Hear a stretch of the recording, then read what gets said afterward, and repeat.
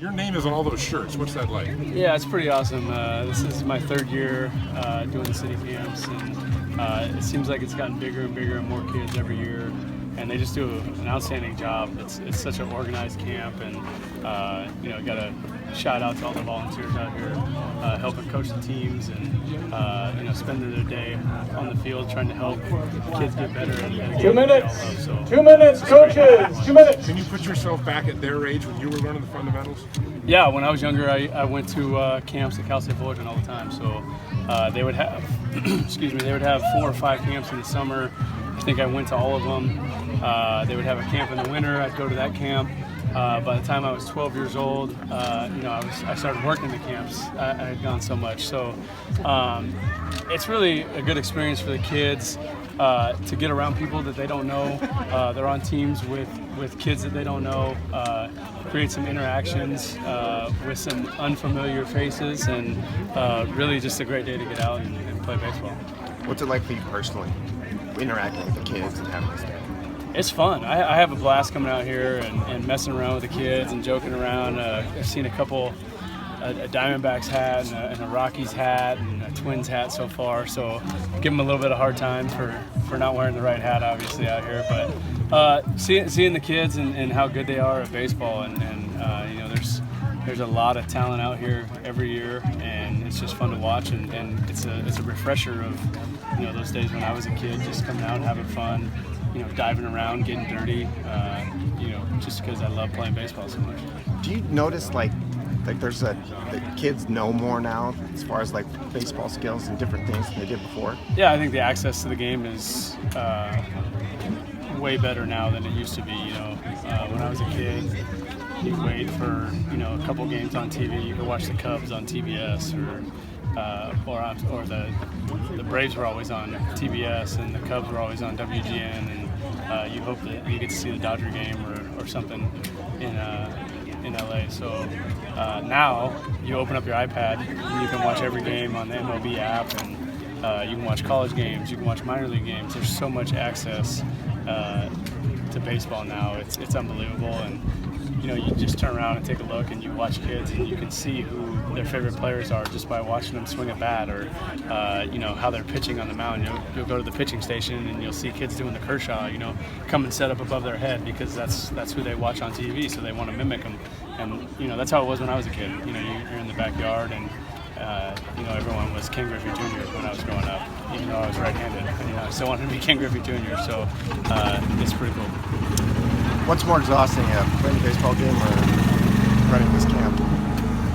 It depends. Are we playing the Red Sox, or some of those games can get pretty long? No, this is fun. This is exciting. It's fun. I know how much it means to the kids because I was that kid who enjoyed being around.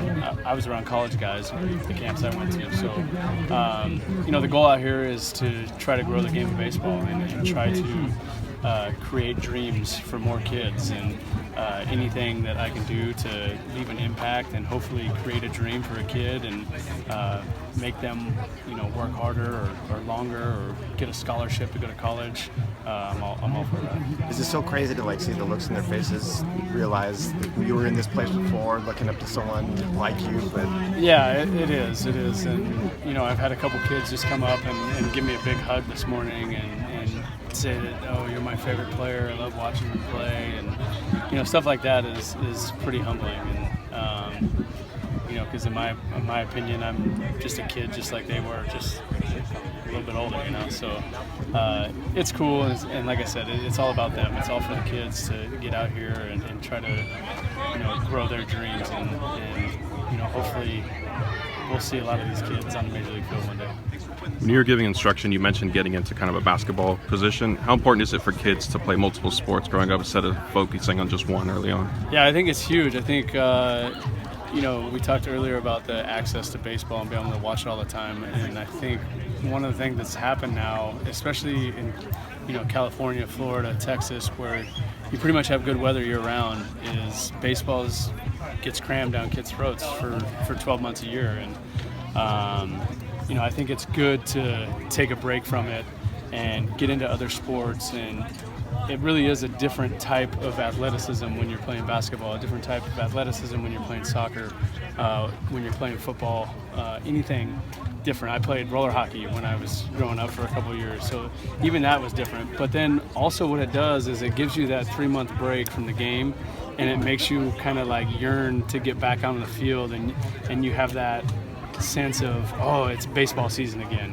Where when you're playing it year round, yeah, you might be mastering the game of baseball at 9, but you know, it's also, I think, burns out some kids. All right, we're going to talk about 2 things today, 2 different positions that are important in the infield. There's the ready position and then the fielding position, okay?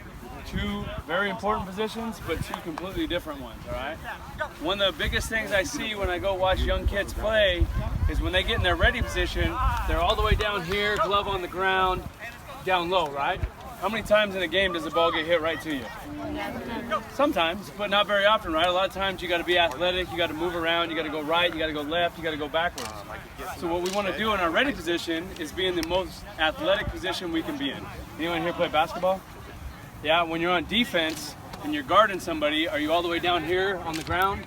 No, right? You're shoulder width apart with your feet, you're nice and athletic, you got some bend in your knee, because that way you can go right to guard them, you can go left to guard them, you can drop step, right? Does that make sense? So same thing when we're on defense and we're talking about a ready position, we want to be just about shoulder width apart, hands nice and relaxed by our waist, ready to go so we can go in any direction, okay? The next thing is the fielding position. All right, this is the position we want to try to get in every single time we field the ground ball. Now there's going to be situations where you got to field the ball on the run, or you got a backhand, or you got a forehand, but we're talking about the routine ground ball, the one hit right at you, okay? What we want to talk about is we don't have dirt here, usually I draw it, it's called a fielding triangle. And what you would do is you draw a triangle in the dirt, your feet would go on the bottom of the triangle, wider than your shoulders, okay? And then that tip of the triangle is where you want to field the ball, with your glove out in front. Okay, why do we want to field the ball out in front? So you can see it, right? When your glove's out in front of you, you can see the ball and your glove at the same time, right? If your glove's behind your feet, you can see the ball, but you can't see your glove. Now we're kind of guessing, all right? Anyone here a good bunter? Me. Anyone here good at bunting? Right? Good bunters usually have the bat way out in front of them, right? So they can see the bat and the ball at the same time. Get the bunt down. People who try to bunt back here are usually bad bunters, right? Same thing with fielding. Okay, we want to be able to see our glove and see the ball at the same time, all right? So when we're getting these 2 lines, basically what we're going to do is we're going to go ready position. Coach is going to roll you a ground ball. Make sure you get broken down into that wide base, fielding triangle, field it out in front, and then we'll talk about the throw later, okay? But let's worry about those 2 things right now. Oh! 2.